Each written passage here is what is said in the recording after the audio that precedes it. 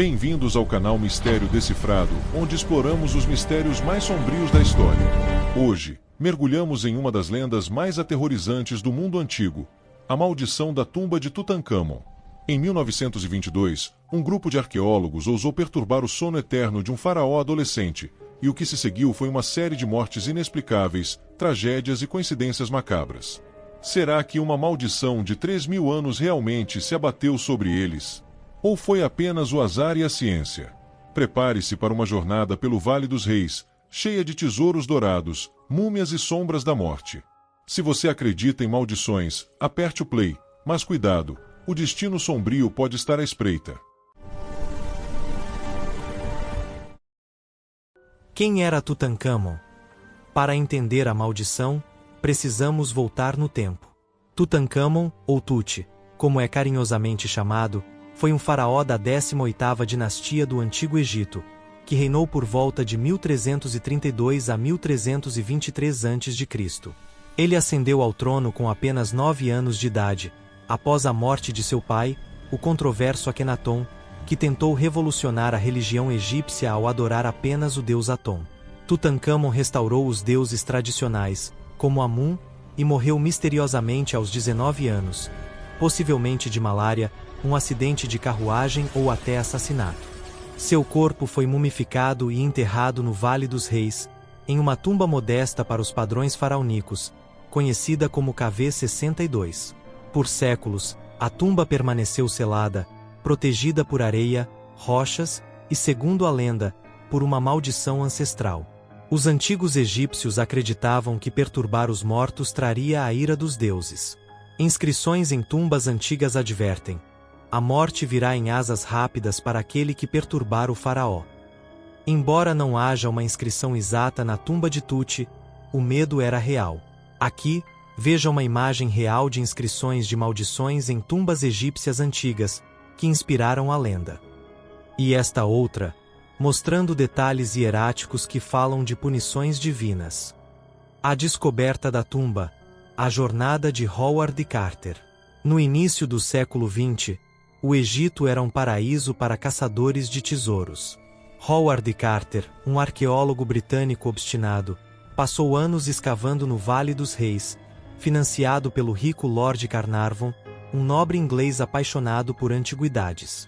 Após anos de fracassos, em novembro de 1922, trabalhadores egípcios encontraram degraus escondidos sob entulhos. Carter telegrafou para Carnarvon: finalmente, descoberta maravilhosa no vale. No dia 26 de novembro, Carter fez um pequeno buraco na porta selada e espiou com uma vela. Você vê alguma coisa? Perguntou Carnarvon.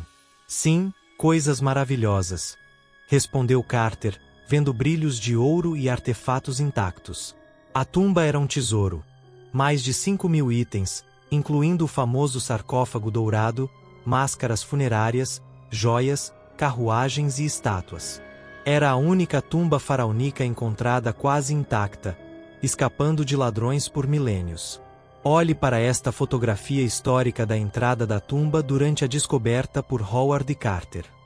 Aqui, bens da tumba sendo catalogados, uma visão rara do interior logo após a abertura.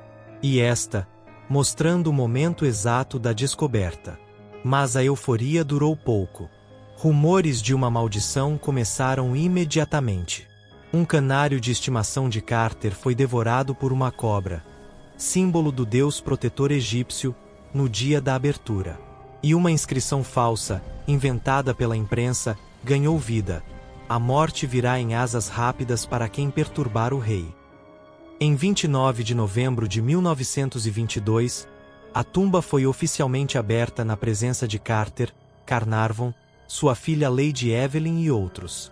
Eles entraram na antecâmara, cheia de artefatos dourados.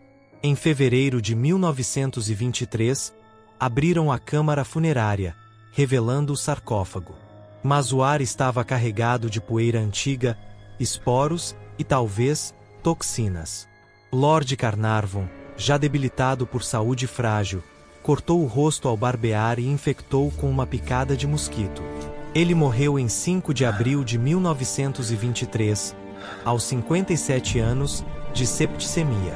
No momento exato de sua morte, as luzes do Cairo apagaram misteriosamente, e seu cão uivou e morreu na Inglaterra. A imprensa explodiu. A maldição do faraó. Veja esta foto histórica de Howard Carter e Lord Carnarvon no local da tumba.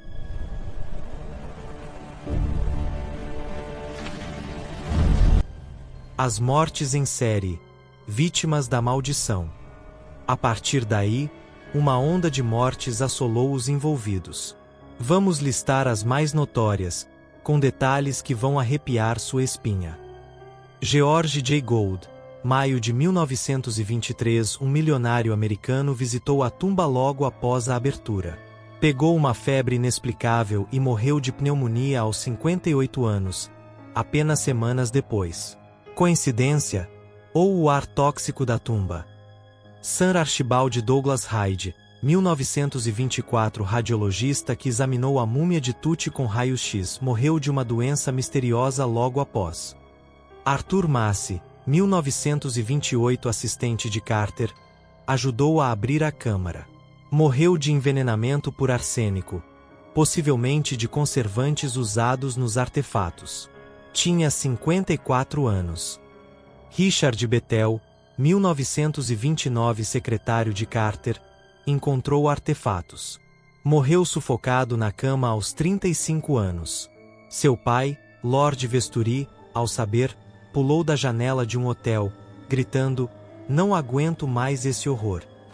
Seu corpo atropelou um carro fúnebre. Sir Bruce Ingham, anos 1920, amigo de Carter, recebeu um presente da tumba, um bracelete de múmia com inscrição "Maldito quem mover meu corpo." Sua casa pegou fogo 2 vezes, e uma enchente destruiu o que restou. Georges Benedict, 1926, egiptólogo francês que visitou a tumba. Morreu após cair nas escadas do local. Hugh Evelyn White, 1924, arqueólogo que copiou inscrições da tumba. Enlouqueceu, escreveu uma carta com sangue dizendo seguia a maldição de um faraó e se enforcou. Aaron Imber, 1926, professor que estudou a tumba. Sua casa incendiou enquanto dormia. Ele morreu, mas salvou um manuscrito sobre maldições egípcias. Lady Almina Carnarvon, 1929, viúva de Carnarvon, morreu de uma picada de inseto infectada, ecoando a morte do marido. Outros, como o príncipe Ali Kamel Fahmy Bey, 1923, morto a tiros pela esposa após visitar a tumba, e mais de uma dúzia de trabalhadores egípcios que morreram em circunstâncias estranhas. No total, mais de 20 mortes ligadas à tumba nos primeiros 10 anos. Mas Howard Carter, o principal culpado, viveu até 1939, morrendo de linfoma aos 64 anos. Ele negava a maldição. Tudo bobagem supersticiosa. Enquanto falamos dos tesouros, admire a máscara dourada de Tutankhamon, um dos artefatos mais icônicos. Explicações científicas. Maldição ou ciência? Muitos céticos argumentam que não há maldição. Das 26 pessoas presentes na abertura, apenas 6 morreram em uma década, taxa normal para a época. As mortes? Atribuídas a toxinas. Mofo aspergillus na tumba produz esporos letais, causando infecções respiratórias. Carnarvon já estava doente. Outros, expostos à poeira antiga. O apagão no Cairo. Falha elétrica comum. O cão? Coincidência. Estudos mostram que arqueólogos de tumbas viviam tanto quanto a média. A lenda foi alimentada pela imprensa sensacionalista, como o jornal de Arthur Conan Doyle, criador de Sherlock Holmes, que popularizou a ideia. Mas e as coincidências? O Egito Antigo usava maldições reais em tumbas para deter ladrões, com ameaças de crocodilos devoradores ou serpentes divinas. Talvez o medo psicológico tenha matado mais que qualquer deus. Conclusão. O legado eterno. A tumba de Tutankhamon nos deu insights inestimáveis sobre o Egito Antigo, mas seu destino sombrio continua a fascinar. Maldição real ou mito? Você decide. Se gostou, curta, comente se acredita na maldição e inscreva-se para mais mistérios.